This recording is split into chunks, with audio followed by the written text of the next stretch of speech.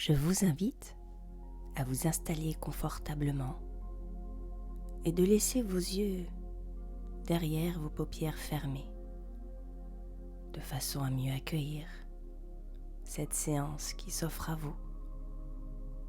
Ou alors ne pas le faire, mais plutôt le vivre. Parce que pour mieux agir sur votre inconscient, bien souvent le mieux est de ressentir ce que le sombre pourrait bien vous dire et de plonger dans cette consistance, comme on pourrait laisser notre regard se perdre sur un point du sol ou du plafond, de se laisser aller à cet état et de plonger dans nos rêveries à ne plus voir le point en question, comme si on aurait pu littéralement s'enfoncer à l'intérieur de quelque chose, d'un univers de consistance que l'on ne pourrait percevoir. Et moins on perçoit cet état, et plus alors on est à même de sentir quelle partie de nous est en train de se relâcher en premier. Peut-être votre tête ou alors vos mains. Peut-être même alors votre côté droit ou gauche, et durant cette séance, une partie de vous va pouvoir aussi accueillir la tristesse, la colère ou la peur, comme si on pouvait dire à cette émotion qui était prête à se déraciner de votre jardin intérieur: viens la peur, viens là t'asseoir près de moi, sous mon arbre de vie. En ce moment, tu fais partie de ma vie, mais tu n'es pas l'émotion la plus agréable pour moi. J'aimerais mieux comprendre ce qu'il se passe. J'aimerais bien t'aider à te délivrer. Je ne sais pas si vous pourriez déjà ressentir une forme d'apaisement à l'intérieur de vous, mais non pas à l'extérieur. Cet apaisement que vous vous apportez, de la meilleure manière qu'il soit.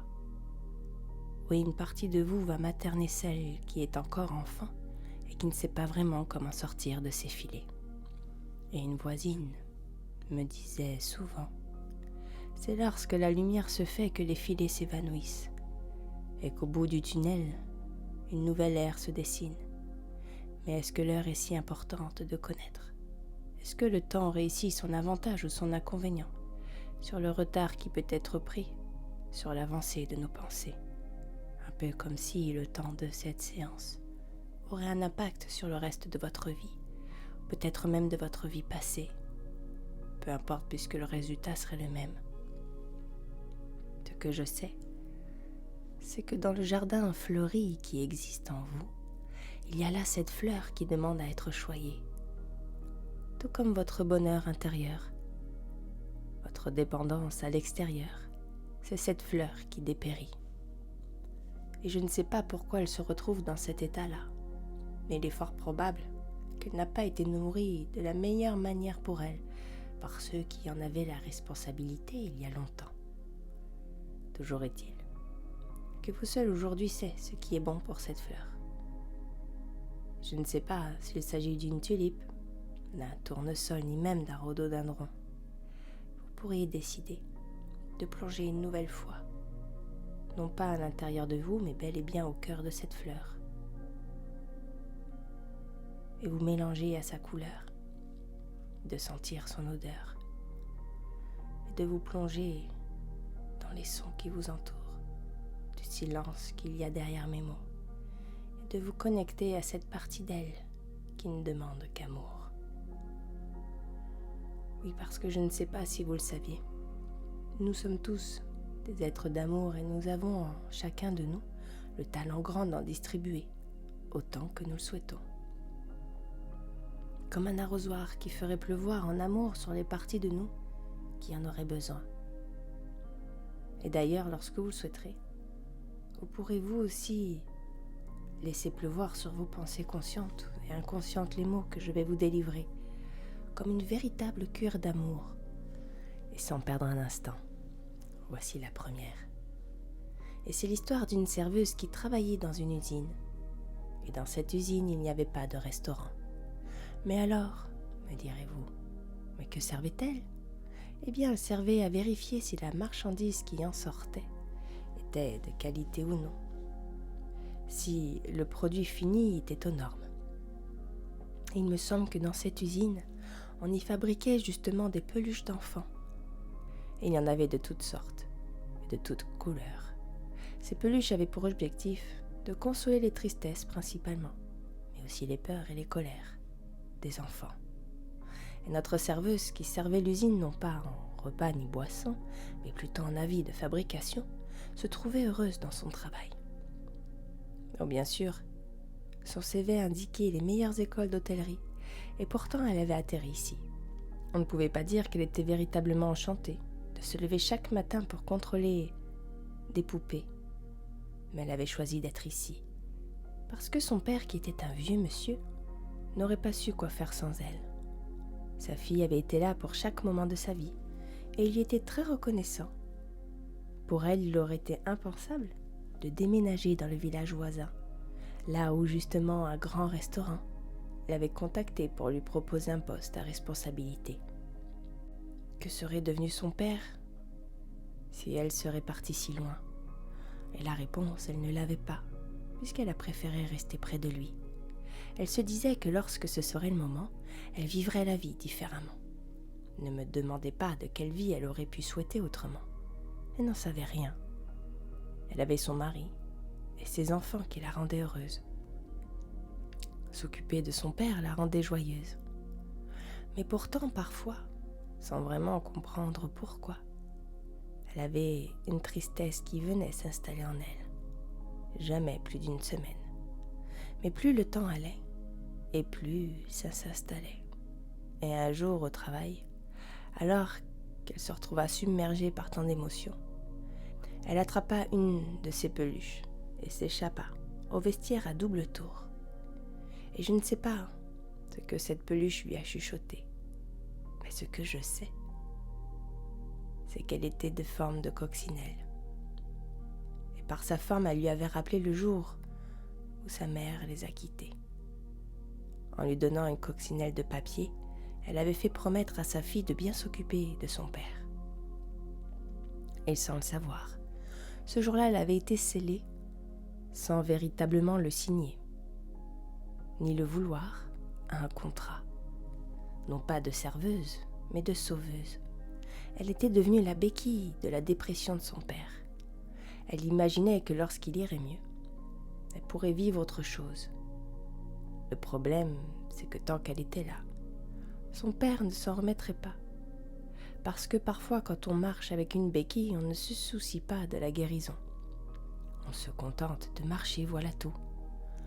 Pourtant, la rééducation est si importante si on veut profiter de la vie pleinement. Et pour ce père, la rééducation ne pouvait pas se faire tant que sa fille se substituerait au vide que sa femme avait créé en lui, en les quittant. Et c'est donc sorti de son isolement au vestiaire que cette femme serveuse a vu les choses différemment. Elle eut ce déclic de devenir sa propre serveuse. Plus elle s'occuperait d'elle, plus elle montrerait à son père que la voie est ouverte, que c'est possible de se rééduquer d'une douleur du passé. Alors je me disais, si vous aussi vous décidiez ici et maintenant de vous autoriser à exister, pour mieux profiter et donner l'exemple aux personnes que vous pensiez protéger, mais surtout et avant toute chose, de vous délester de contrats que vous n'avez pas signés mais auxquels vous avez adhéré pour des questions de protection. Parce qu'aujourd'hui, l'adulte que vous êtes n'a plus de dépendance aux parents que l'enfant a pu avoir à une période donnée. Et peut-être pourriez-vous imaginer ce qui pourrait représenter la part d'ombre que vous souhaiteriez modifier en vous. L'incapacité à vous sentir stable dans une relation. La jalousie excessive, le sentiment d'avoir besoin des autres pour exister. Le sentiment de rejet que vous vivez dans une relation. Cette incapacité à dire non. Toutes ces parties d'ombre. Vous pourriez y mettre une image. Une apparence que cela prend. des ronces peut-être, un pot cassé, une fleur desséchée, une forêt en friche. Lorsque vous avez cette image, alors remodelez-la. Exactement comme l'enfant qui crée de sa pâte à modeler quelque chose de satisfaisant et qui le remplit de fierté. Imaginez cette image faite de pâte à modeler et donnez-lui la forme, la couleur que vous désirez. Transformez cette vision de souffrance. Faites de cette image qui représente cette partie de vous, votre blocage, quelque chose de lumineux, quelque chose de rayonnant, de beau à vos yeux.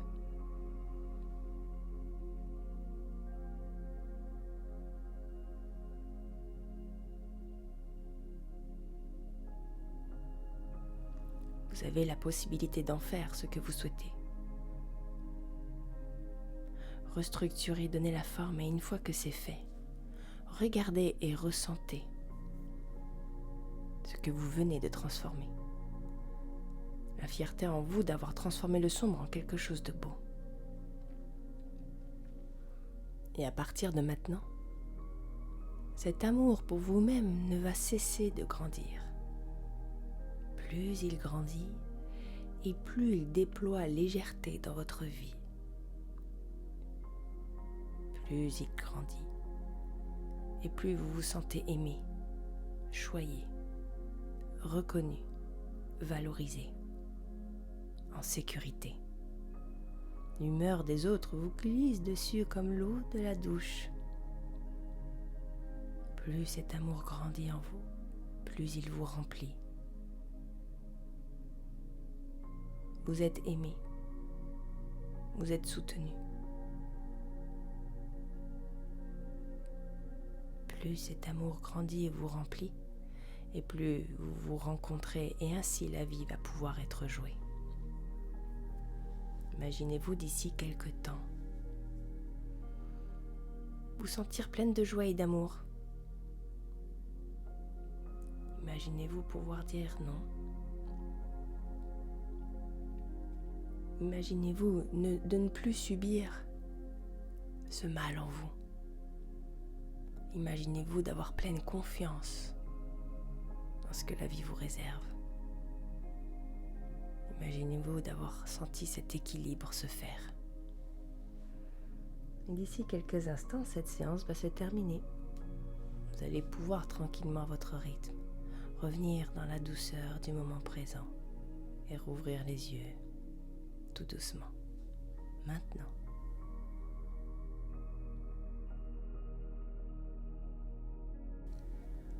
Pour retrouver cette séance complète, accompagnée d'une surprise, je vous invite à cliquer sur le lien juste en dessous.